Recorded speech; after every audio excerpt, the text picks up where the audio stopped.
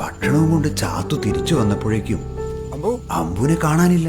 അമ്പു സ്വർണം കൊണ്ട് പോയോ അച്ഛാ? നീ തോക്ക് കയറി വെടിവെക്കല്ലേ. അമ്പു, ഞാൻ പറയല്ലേ. അമ്പു,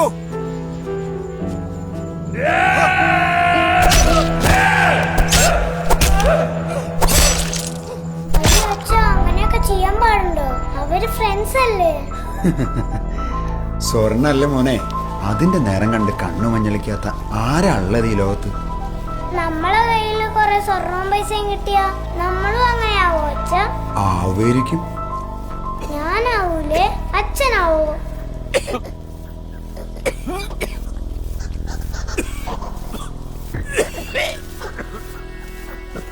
അതെന്താ അച്ഛാ, ചോരയോ? കിട്ടിയ സ്വർണത്തിന്റെ പകുതി അമ്പൂന് കൊടുക്കായി ചാത്തൂന് ഒട്ടും മനസ്സുണ്ടായിട്ടില്ല. മുത്തി കൊടുത്ത ചോറില് ചാത്തു വിഷം കലർത്തി. ഇപ്പൊ സ്വർണം ആർക്കും ഇല്ലാണ്ടായില്ലേ? മോനെ, അത്യാഗ്രഹമില്ലേ, അത് നമ്മളുള്ളിൽ കൂടിക്കഴിഞ്ഞാല് രക്തബന്ധവും സുഹൃബന്ധവും ഒന്നുമില്ല. അത് നമ്മളെയും കൊണ്ടേ പോവുള്ളൂ. അങ്ങനെയാന്നത്. അങ്ങനെയാന്ന് മനുഷ്യരും.